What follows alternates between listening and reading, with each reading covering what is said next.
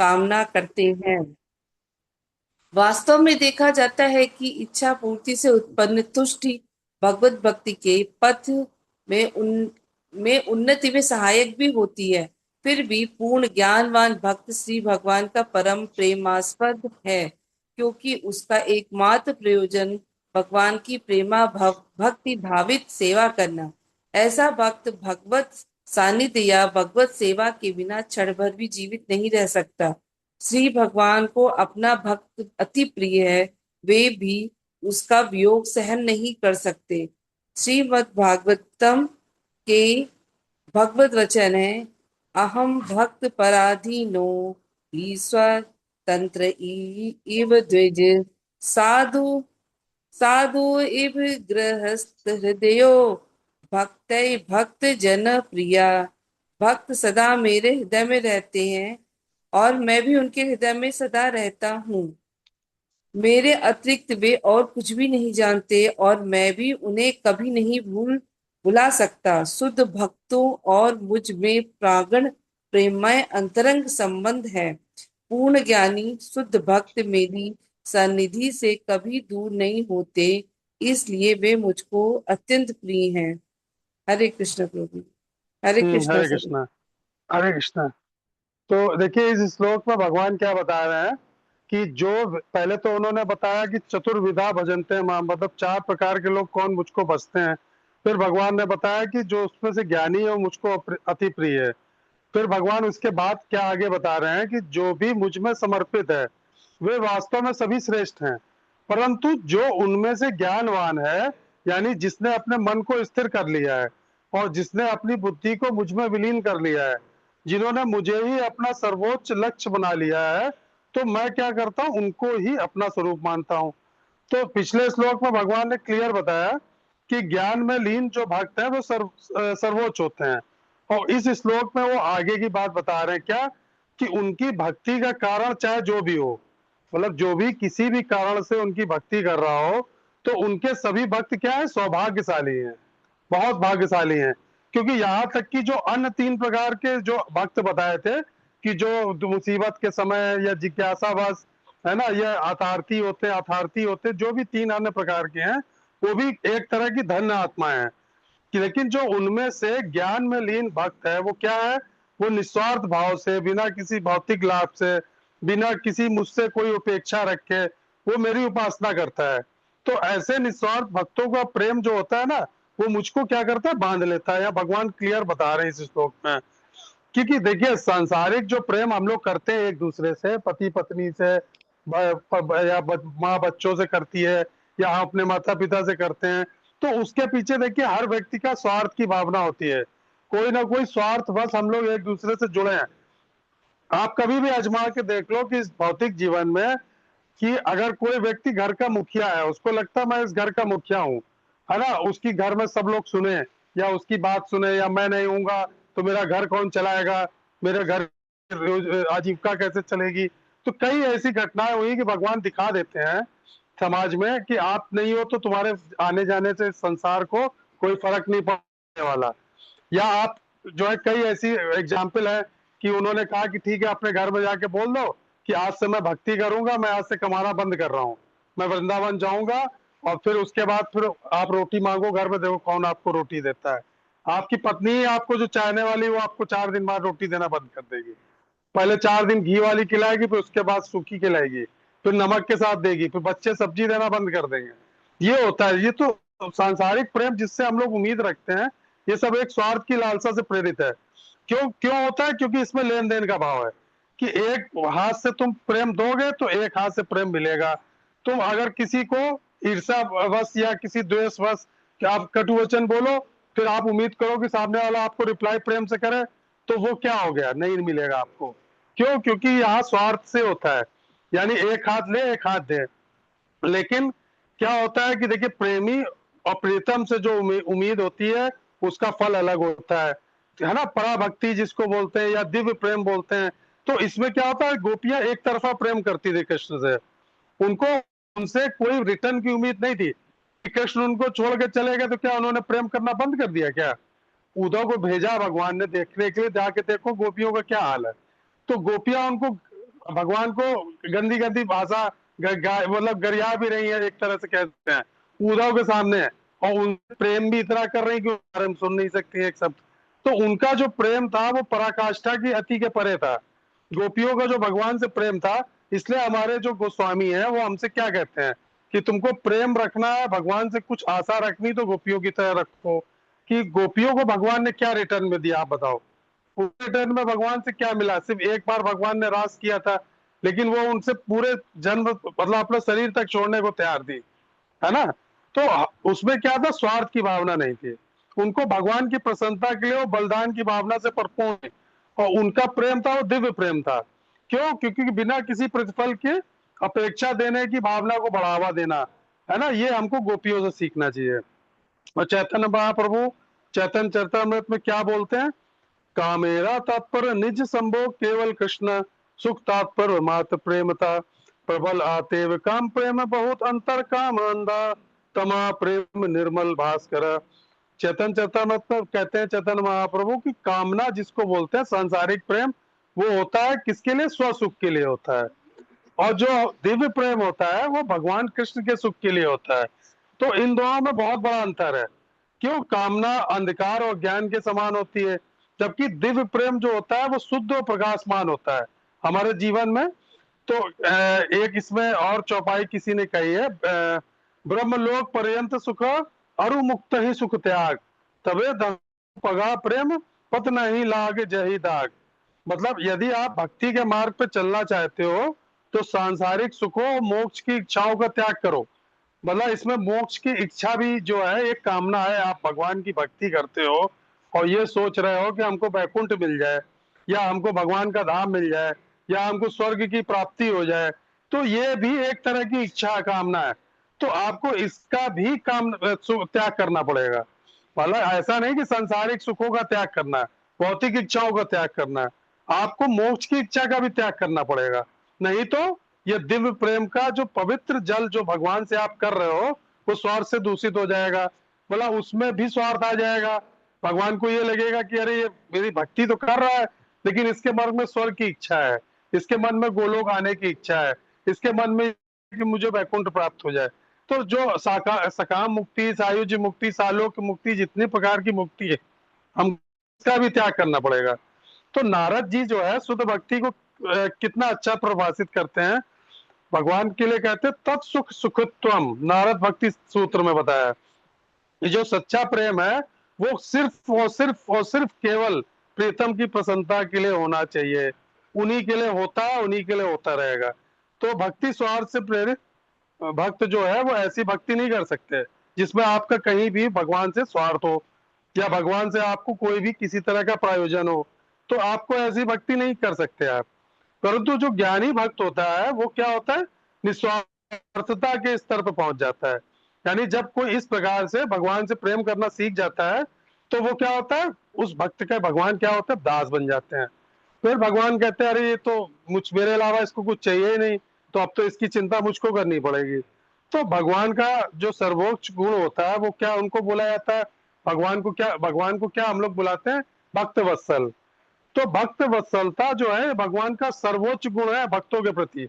मतलब भक्तों के प्रति जो उनका प्रेम है, भगवान कहते हैं अहम भक्त पराधीन है, मैं भक्तों के पराधीन हूँ, मुझे कुछ नहीं चाहिए। अम्बरीश का एग्जाम्पल देख लो, चाहे आप किसी का भी एग्जाम्पल देख लो, सबरी का देख लो आप। तो ये जितने भी एग्जाम्पल है वो भगवान खुद हमको दिखाते हैं अपनी लीला में कि भगवान को भक्त के अलावा कुछ संसार में नहीं चाहिए। आपके 56 भोग नहीं चाहिए, आपकी अच्छी अच्छी वो चाहिए, कोई चीज नहीं चाहिए उनको। भगवान को आपसे प्रेम चाहिए आपका। जितना आप प्रगाढ़ता से प्रेम करोगे भगवान आपके हो जाएंगे। पुराणों में क्या कहा गया है कि गीत्वा मम नमामि विचार वेनम सन्निधो इति बब्रीवम ते सत्यम कृतो हम तस् चार्जुना, आदि पुराण का श्लोक है। तो भगवान कृष्ण क्या बोलते हैं कि मैं अपने उन भक्तों का दास बन जाता हूँ जो मेरे नाम का नित्य हरि नाम जप करते रहते हैं, मुझे अपने विचारों में सजो कर रखते हैं। और ये एक सत्य है हे अर्जुन। तो इस श्लोक में भगवान कृष्ण ने यहाँ कह दिया कि अपने निस्वार्थ भक्तों की भक्ति और प्रेम से बंधे होने के कारण वो उनको अपने ही समान देखते हैं। इस श्लोक में बिल्कुल क्लियर कर दिया भगवान ने।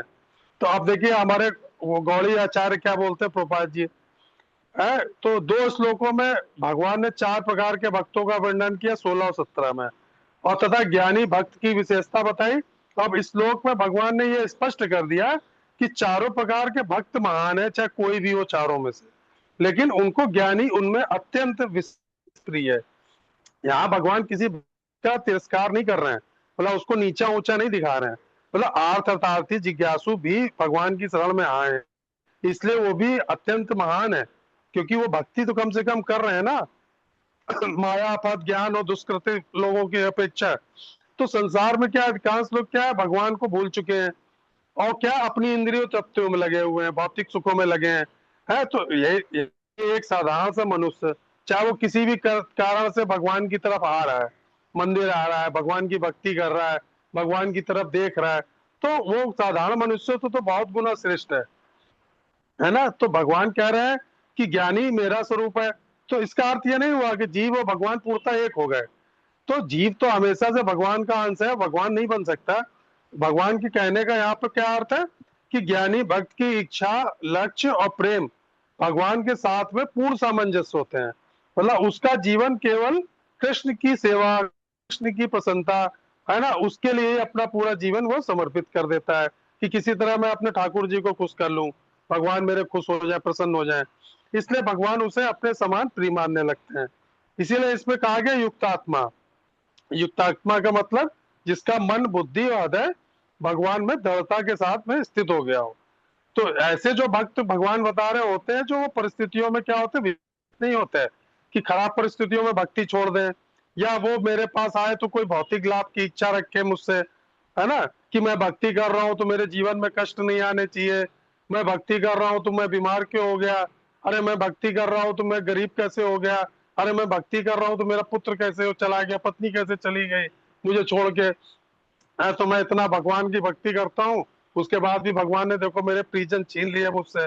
तो वो किसी लाभ की इच्छा नहीं रखता भगवान से, उसका केवल एक उद्देश्य है कि मुझे भगवान जीवन का परम लक्ष्य मानना है, कि मैं उनका दास हूँ, मुझे उनकी हर कहना मानना है, और हर चीज मुझे उनकी सहमत से करना है। और जितनी भी परिस्थिति हो, चाहे अच्छी हो बुरी हो, वो क्या देखता है, कृष्ण कृपा। ये जीवन में कृष्ण कृपा आ गई आपके, तो आप कभी जीवन में निराश नहीं हो सकते। आपको ये मानना पड़ेगा अच्छा बुरा जो भी है वो दोनों कृपा है। ये नहीं कि अच्छा हुआ तो कृपा है, खराब हुआ तो भगवान ने टेढ़ी नजर कर ली। ये नहीं विचार मन में लाना है। तो ज्ञानी भक्त क्या समझने लगता है कि धन उसका अंतिम लक्ष्य नहीं है, वैकुंठ प्राप्त करना उसका अंतिम लक्ष्य नहीं है, सिद्धियां प्राप्त करना, धन लक्ष्मी प्राप्त करना उसका कोई अंतिम लक्ष्य नहीं है, मोक्ष मिल जाए मुझको ये भी उसका अंतिम लक्ष्य नहीं है। केवल उसने अपना लक्ष्य क्या बना रखा है कि कृष्ण की प्रेममयी सेवा प्राप्त करना। तो गौड़ी आचार्य हमारे हमको यही सिखा रहे हैं कि जीव की जो सर्वोच्च सिद्धि होती है वो सिर्फ और सिर्फ वो कृष्ण प्रेम, केवल जन्म मृत्यु से मुक्ति नहीं, कि हम जन्म मृत्यु के चक्र से मुक्त होना चाहते हैं इसलिए हम भक्ति करना शुरू कर रहे हैं, है ना, कि 84 लाख के फेर से मुक्त हो जाए और हमको भगवान का धाम मिल जाए, इसलिए यही हमारी कामना है। हम 64 माला करेंगे, आज हम 32 माला करेंगे, करेंगे जरूर, लेकिन मुझे भगवान चाहिए, भगवान का धाम चाहिए। और देखिए प्रहलाद महाराज से जब भगवान ने वर मांगने को कहा, तो बहुत कहा भगवान ने कि कोई भी वर मांग लो, जो चाहिए तुम्हें त्रिलोक का साम्राज्य दे सकता हूं मैं। तो उन्होंने भगवान से क्या मांगा, केवल भक्ति, कि मेरे जीवन का एक क्षण भी ऐसा ना है कि मैं आपको भूलूं या आपकी भक्ति मेरे जीवन से जाए। हाँ, हनुमान जी ने देखिए क्या मांगा पूरे जीवन, है ना, जब भगवान सबको वर दे रहे थे अयोध्या में, तो सबको सबने कुछ ना कुछ मांगा, लेकिन हनुमान जी ने अपने लिए क्या मांगा, सिर्फ भगवान के चरण मांगे, कुछ नहीं मांगे, भगवान के चरण चाहिए मुझे। तो जो भक्त होता है वो भगवान की सेवा ही अपनी जीवन की सर्वोच्च प्रति मांगता है। तो देखिए इसमें इस श्लोक पे सब चीजें क्लियर हो गई, सब ठीक है, कि पहली चीज क्या सीखना है हमको, कि भगवान के पास कोई भक्त किसी कारण से जा रहा है वो अच्छी बात है, उसको बुरा नहीं समझना चाहिए। दूसरी चीज, भक्ति का जो विकास होता है धीरे धीरे स्वार्थ से होता है, स्वार्थ से फिर धीरे धीरे वो निस्वार्थ में कन्वर्ट हो जाता है। किसी भी कारण से भक्ति आदमी करे तो वो बाद में निस्वार्थ भक्ति में परिवर्तित हो जाती है। और वास्तविक ज्ञान क्या है जीवन का, जो हमको ज्ञानी बनाता है कि कृष्ण को जीवन का केंद्र बनाना है हमको, है ना। और जब भगवान हमारी सर्वोच्च प्राप्ति बन जाएंगे तो हमारा जीवन क्या होगा, पूर्ण हो जाएगा। तो इस श्लोक से अब कंफर्म हो गया कि पहले बताया भगवान ने 4 प्रकार के लोग जो भक्ति करते ही नहीं है पूरे जीवन, है ना, नास्तिक होते हैं। दूसरे 4 प्रकार के लोग जो भक्ति करते हैं, फिर उसमें से जो ज्ञानी है वो सबसे मुझे प्रिय है। फिर कहते हैं भगवान की नहीं, प्रिय मुझको चारों है, खराब कोई नहीं है, लेकिन उनमें से जो ज्ञानी है मुझे क्यों प्रिय है उसका कारण देखिए इस श्लोक में बताया है ना। तो ये क्लियर हो गया सबको। अब 19वां श्लोक हम लोग लेंगे, ये भी बहुत अच्छा श्लोक है, इंपॉर्टेंट है। कौन पढ़ेगा? जी प्रभु जी, हरे जी कृष्णा हम प्रभु, पढ़ रहे हरे हैं। कृष्णा। बहु कौन, नाम रंगीली बताए? जन्म मनामि। जी प्रभु जी। जी पढ़िए हरे पढ़िए। कृष्ण। बहुना नाम जन्म नाम अन्ते ज्ञानवान नाम प्रपद्यते वासुदेवा सर्वमिति सा महात्मा सुदुर्लभा। अनेक जन्म जन्मांतर के बाद जिसे सचमुच ज्ञान होता है, वे मुझको समस्त कारणों का कारण जानकर मेरी शरण में आता है। ऐसा महात्मा अत्यंत दुर्बल होता है। तात्पर्य श्री प्रभुपाद द्वारा। भक्ति या दिव्य अनुष्ठानों को करता हुआ जीव अनेक जन्मों के पश्चात इस दिव्य ज्ञान को प्राप्त कर सकता है कि आत्म साक्षात्कार का चरम लक्ष्य श्री भगवान है। आत्म साक्षात्कार के प्रारंभ में जब मनुष्य भौतिकता का परित्याग करने का प्रयत्न करता है, तब निशेषवाद की ओर उसका झुकाव हो सकता है, किंतु आगे बढ़ने पर भी ये समझ पाता है कि आध्यात्मिक जीवन में भी कार्य है और इन्हीं से भक्ति का विधान होता है। इसकी अनुभूति होने पर वे भगवान के प्रति आसक्त हो जाता है, उनकी शरण ग्रहण कर लेता है। इस अवसर पर वह समझ सकता है कि श्री कृष्ण की कृपा ही सर्वस्व है, वे ही सब कारणों के कारण है और ये जगत की उनसे स्वतंत्र नहीं है। वे इस भौतिक जगत को आध्यात्मिक विविधताओं का विकृत प्रतिबिंब मानता है और अनुभव करता है कि प्रत्येक वस्तु का परमेश्वर कृष्ण से संबंध है। इस प्रकार वे प्रत्येक वस्तु को वासुदेव श्री कृष्ण से संबंधित समझता है। इस प्रकार की वासुदेवमयी व्यापक दृष्टि होने पर भगवान श्री कृष्ण को परम लक्ष्य मानकर शरणागति प्राप्त होती है। ऐसे शरणागत महात्मा दुर्लभ हैं। इस श्लोक की सुंदर व्याख्या श्वेता अश्वत्तर उपनिषद में 3.14.15 में मिलती है। सहस्त्र शीर्षा पुरुषः सहस्त्राक्ष सहस्त्रपाद स भूमि विश्वतो व्रतवात्य तिष्ठत दशांगुलम पुरुष एविदम सर्व यद भूतम यच भव्यम उतामृतत्वस्य ये शानो यदे नाति रोहति। छंदोदय उपनिषद 5.15 में कहा गया है, न वै वाचो न चक्षुषी न श्रोत्राणि न मानसित्या चे प्राणा इति एवाचते प्राणो व्यतानि सर्वाणि भवन्ति। जीव के शरीर की बोलने की शक्ति, देखने की शक्ति, सुनने की शक्ति, सोचने की शक्ति ही प्रधान नहीं है। समस्त कार्यों का केंद्र बिंदु तो ये जीवन प्राण है। इसी प्रकार भगवान वासुदेव या भगवान श्री कृष्ण ही समस्त पदार्थों में मूल सत्ता है। इस देह में बोलने, देखने, सुनने तथा सोचने आदि की शक्तियां हैं, किंतु यदि वे भगवान से संबंधित न हो तो सभी व्यर्थ है। वासुदेव सर्वव्यापी है और प्रत्येक वस्तु वासुदेव है। अतः भक्त पूर्ण ज्ञान में रहकर शरण ग्रहण करता है। तुलनाथ भगवद गीता 7.17 तथा 11.40।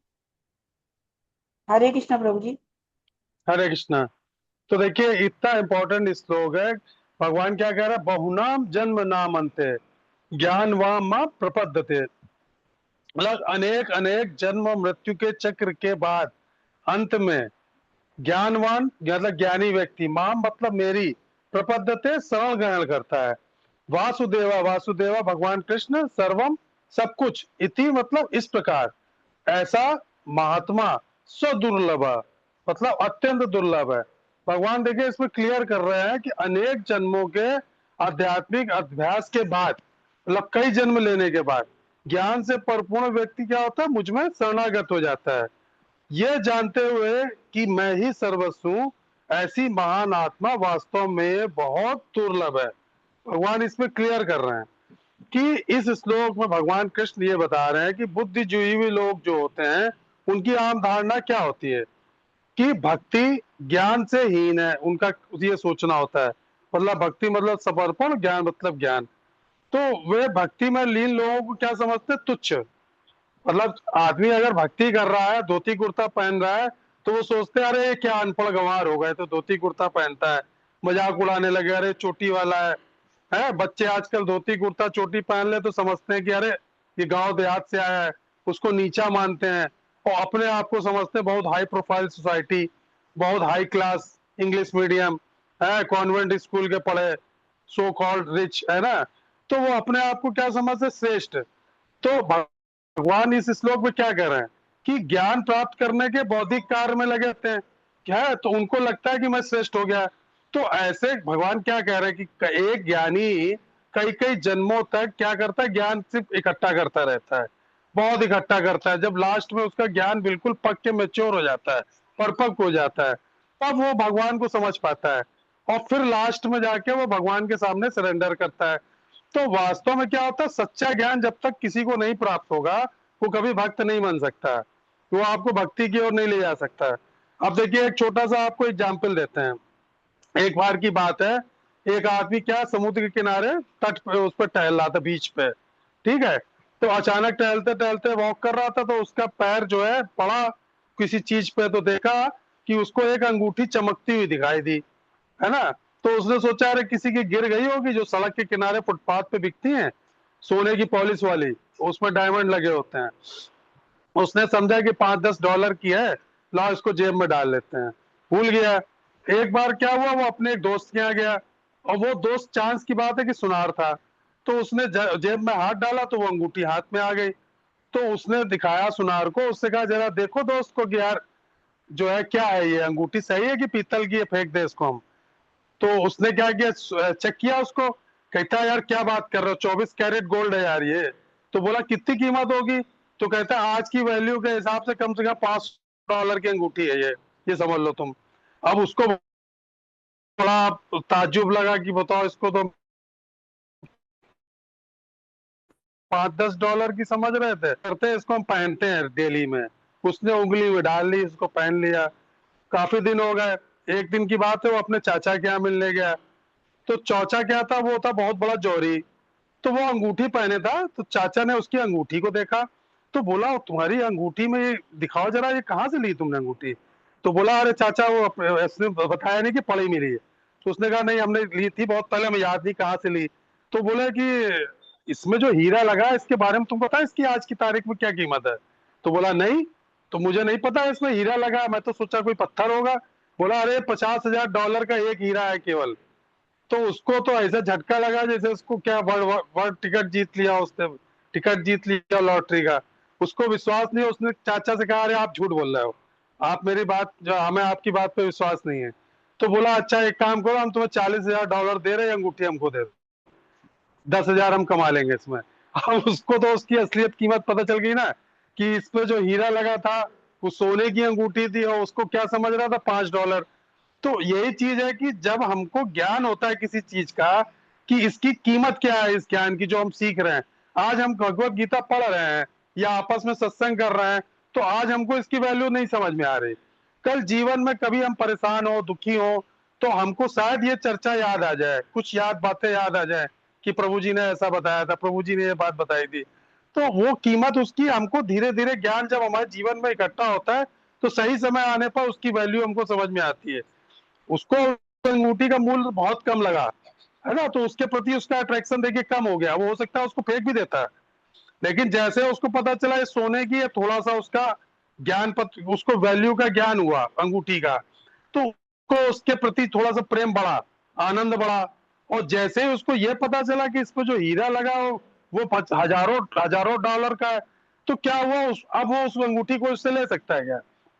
$40,000 में नहीं देगा, $50,000 में भी नहीं देगा, वो हमेशा अपने पास रखेगा। तो रामायण में देखिए एक चौपाई आती है क्या, जाने बिनु ना होई पराती, बिनु परतति होई न प्रीति। यानी ज्ञान के बिना आस्था नहीं हो सकती, और आस्था के बिना प्रेम का विकास नहीं हो सकता। यानी जब तक आपको भगवान के बारे में ज्ञान नहीं होगा, आप प्रेम कैसे उत्पन्न करोगे। है, आपको ये नहीं बताया जाएगा कि भगवान कौन है, भगवान कृष्ण कौन है। उनकी लीलाएं सुनते हो, अचंभित होते हो कि गोवर्धन पर्वत उठा लिया है, 6 दिन बच्चे ने पूतना को मार दिया, तो जब तड़ावत को मार दिया, बकासुर को मार दिया, बड़े बड़े राक्षसों को मारा, एक एक घूसे में कंस को मार दिया। तो जब आप उनकी लीलाएं भगवान की सुनते हो तो आपको प्रेम जागृत होता है उनके प्रति। तो वही चीज है, प्रीति तब तक नहीं होगी जब आपको उसकी वैल्यू नहीं पता होगी। तो इसी प्रकार इस श्लोक में क्या है कि जिसने किसी ने सच्चा ज्ञान प्राप्त कर लिया और ब्रह्म को जानने का दावा करता है तो उसके प्रति वास्तविक प्रेम उत्पन्न होता है। यदि उसमें भक्ति को बढ़ावा देने वाला प्रेम नहीं है तो उसका ज्ञान क्या बेकार है। भगवान इस श्लोक में क्या कह रहे हैं कि ज्ञानी अनेक जन्मों तक सच्चे ज्ञान की खोज में अपना समय व्यतीत करता रहता है। जैसे राजा भरत, क्या राजा भरत से हिरण, हिरण से फिर जड़ भरत, फिर उनकी मुक्ति हुई। तो ज्ञान क्या होता है, परिपक्व होकर सच्ची बुद्धि में परिवर्तित हो जाता है। तो जब वो व्यक्ति ये जान लेता है कि भगवान ही परमेश्वर है, सर्वश्रेष्ठ है, तो वो भगवान के चरणों में शरणागत हो जाते हैं। तो ये बात जो है ज्ञानियों, कर्मी, हठ योगी, तपस्वियों के लिए भगवान नहीं बोल रहे हैं। ये भगवान क्या बोल रहे हैं, भक्तों के लिए। सिर्फ भक्त, जो ऐसे भक्त जो श्रेष्ठ आत्मा हो जाते हैं, उन्होंने जान लिया कि परमेश्वर ही, कृष्ण ही सर्वश्रेष्ठ है, ये सर्वस्व है। ईश्वरा परमा कृष्ण सच्चिदानंद विग्रह अनादिरादिर गोविंद सर्व कारण कारणम। तब वो भगवान के चरणों में शरणागत हो जाते हैं। तो प्रभुपाद जी और हमारे गौड़ी वैष्णव आचार्य क्या बताते हैं हमको कि भगवान कृष्ण ज्ञान की चरम परिणति बता रहे हैं इस श्लोक में। अनेक जन्मों तक अध्ययन करना, तपस्या करना, योग क्रिया करना, कर्म करना, दार्शनिक खोज करना, ये सब करने के बाद जब कोई वास्तविक ज्ञान प्राप्त कर लेता है और इस निष्कर्ष पर पहुंच जाता है कि वासुदेवा सर्वम, मतलब कृष्ण ही सबके मूल कारण, आधार और आश्रय हैं, तो यही पूर्ण ज्ञान है। प्रभुपाद जी ने इस तात्पर्य में क्या बताया कि जब व्यक्ति सम को शरीर मानता है या भगवान से स्वतंत्र अस्तित्व की कल्पना करता है, तब तक उसका ज्ञान क्या अपूर्ण है। पूर्ण ज्ञान उसको तब प्राप्त होता है कि जब भगवान को सर्व कारण कारणम, सभी कारणों का कारण स्वीकार कर ले और भगवान की शरण ग्रहण कर ले। तो भगवान ने तीन चीजें क्या बताई, पहला बहुनाम जन्म नामन्ते, मतलब जीव अनेक जन्मों तक केवल भौतिक सुख खोजता है, कर्मकांड करता है, योग का अभ्यास करता है, दार्शनिक चिंतन करता है, अंत में उसका हृदय शुद्ध होता है और समझ जाता है कि उसका अंतिम लक्ष्य क्या है, भगवान कृष्ण। ये जब बात उसके समझ में आ जाती है तब उसको भगवान स्वीकार कर लेते हैं। जैसे क्या, कोई यात्री है, भटक रहा है जंगल में और बहुत दिनों तक भटकने के बाद लास्ट में उसको सही रास्ता मिल जाए अपने घर तक पहुंचने का, उसी प्रकार हमारा आध्यात्मिक यात्रा कृष्ण की शरण में पूरी होती है। दूसरा वर्ड था इसमें वासुदेवा सर्वमिति, मतलब कृष्ण ही परम सत्य है, कृष्ण ही समस्त शक्तियों के स्रोत हैं, कृष्ण ही सभी अवतारों के मूल हैं, कृष्ण ही जीवन के हमारे अंतिम लक्ष्य हैं और कृष्ण की प्रेममय सेवा ही जीव का सनातन धर्म है। जब ये अनुभूति हृदय में दृढ़ होती है तब हमारे जीवन में वास्तविक शरणागति आती है। शरणागति तभी आएगी। तो इस प्रकार के महात्मा, धार्मिक तो देखिए बहुत लोग हो जाते हैं, विद्वान भी बहुत हो सकते हैं, स्कॉलर भी बहुत हो सकते हैं, एक से एक योगी भी हो सकते हैं जो हजारों वर्षों से तपस्या कर रहे हैं हिमालय में, लेकिन ये सब बेकार है। जब तक आपके जीवन में ये नहीं आएगा कि कृष्ण ही मेरे सर्वेश्वर है, तो भगवान ने क्या बताया, सब महात्मा सुदुर्लभ, हजारों में से कोई एक समझ पाता है इस बात को, है ना। तो हमारे आचार्य ये बताते हैं ज्ञान का अंतिम फल क्या, भक्ति। यदि ज्ञान हमारा कृष्ण तक हमको नहीं पहुंचाता तो हमारा ज्ञान व्यर्थ है, बेकार है, वो अभी पूर्ण नहीं हुआ। इसीलिए भगवान चैतन्य महाप्रभु ने क्या कहा, प्रेम भक्ति को ज्ञान और मोक्ष से श्रेष्ठ बताया, है ना। जब उनकी रामानंद राय से बातचीत हुई थी, किसी ने पढ़ी हो अगर चैतन्य चरितामृत में, तो उसमें उन्होंने लास्ट में यही बोला, रामानंद राय ने उनको कई स्टेजेस बताए कि ये स्टेज अच्छी, ये स्टेज अच्छी, लास्ट में उन्होंने क्या कहा, प्रेम भक्ति ज्ञान मोक्ष ये सारी भक्तियों से श्रेष्ठ है। तो भगवान की शरणागति जब व्यक्ति लेता है, नारद मुनि की तरह, सुखदेव गोस्वामी, प्रहलाद महाराज, जो इस प्रकार के सुदुर्लभ महात्मा है ये लोग, जिन्होंने भगवान को सर्वस्व माना और भगवान ने उनको स्वीकार किया। तो आज क्लास के लास्ट में हम तीन चार चीजें बताएंगे आपको। पहला, हमको क्या सीखना है कि वास्तविक ज्ञान का लक्ष्य क्या होना चाहिए हमारे जीवन का, भगवान कृष्ण की शरणागति। और केवल पढ़ने से, रटंती विद्या से हमको ये नहीं ज्ञान प्राप्त होगा, है ना। भगवान के प्रति समर्पण हमें जीवन में लेके आना पड़ेगा, प्रैक्टिकली तौर पे, मोरली तौर पर नहीं, प्रैक्टिकली। तो जीवन की सभी आध्यात्मिक साधनाएं जो हैं हमको क्या करती है, कृष्ण भक्ति की ओर, बोला हमारी जो भी साधना है उसका अंत क्या होना चाहिए, कृष्ण भक्ति, है ना। और वासुदेवम सर्वम, ये हमको जीवन में लेके चलना है। वासुदेवम सर्वम मतलब कृष्ण ही हमारे जीवन के सब कुछ हैं। ये जिस दिन हमारे उस जीवन में आ गया, तब हम ये समझ लें कि जो महात्मा भगवान कह रहे सुदुर्लभा, उसकी श्रेणी में हम लोगों की गिनती तभी हो पाएगी। हरे कृष्णा। समझ में आया आप लोगों को? क्लियर हुआ? जी प्रभु जी। हरे कृष्णा। कोई प्रश्न है आज का? नहीं तो एक अनाउंसमेंट करनी थी। एक क्वेश्चन कोई ले सकते हैं अगर कोई हो क्वेरी किसी की तो। नहीं हो तो फिर अनाउंसमेंट करें फिर। जी प्रभु जी। देखिए 19 तारीख को अगले महीने जगन्नाथ यात्रा है ना? तो आज 24 तारीख हो गई। इस जी महीने में 6 दिन बचे हैं और अगले महीने के 18 दिन, यानी जी 24 दिन बाद जगन्नाथ यात्रा है अपनी। तो उसकी रिसिप्ट बुक आ गई है छप के, पंपलेट भी आ गए और है ना ब्रोचर भी आ गए। तो आप में से जिसको जब समय मिले, अगर क्लिनिक से ले सकते हो तो आप क्लिनिक से ले लीजिए, और अगर आप घर से ले सकते हो तो जानवी शक्ति ज्योति माता जी घर पे मिलती हैं, तो इनसे भी आप लोग एक एक रिसिप्ट बुक 10 पन्ने की है, तो आप लोग ले सकते हैं। जी बाकी पंपलेट जिसको जितने चाहिए होंगे कल छप के आ जाएंगे, तो कल हम ले आएंगे, ठीक है? और फिर कुछ कार्ड भी देंगे, जी छपाएंगे हम लोग सिलेक्टेड लोगों के लिए, तो वो कार्ड भी आप लोग ले सकते हैं, ठीक है? तो अब हम लोगों को जगन्नाथ जी के स्वागत की तैयारी करनी है ना? तो जगन्नाथ जी इस बार जो जी है मंदिर से, ये रामलीला ग्राउंड गोविंद नगर पे राम दसानंद धर्मशाला है ना? तो वहां पे आएंगे। और महाराज भी आ रहे हैं एक, अभी उनका क्लियर नहीं, 2 महाराज आ रहे हैं कि एक। तो महाराज का क्लास होगा वहां पे जगन्नाथ जी के ऊपर। वहां पे 56 भोग लगेगा जगन्नाथ जी का। 300-400 लोगों की कैपेसिटी का हॉल है। फिर वहां पे रथ खड़ा होगा, फिर वहीं से हम लोग 4 बजे निकलेंगे और वही 8-9 बजे ग्लोरी गार्डन बर्रा बाईपास पे समापन होगा। तो भोग सब लोग घर से लाएंगे तो आपको बता दिया जाएगा, सब भोग वहीं लगेंगे सबके, ठीक है? चलिए तैयारी करिए अब जगन्नाथ जी के स्वागत की, है ना? साल भर में एक बार जगन्नाथ जी कम से कम आते हैं कानपुर हम लोगों के। हरे कृष्णा। हरे हरे कृष्णा। कृष्ण गुरु। हरे कृष्ण। तो आप लोग घर से ले लीजिएगा या क्लिनिक से जहाँ टाइम मिले, ठीक है? जी जी जी। हरे कृष्ण।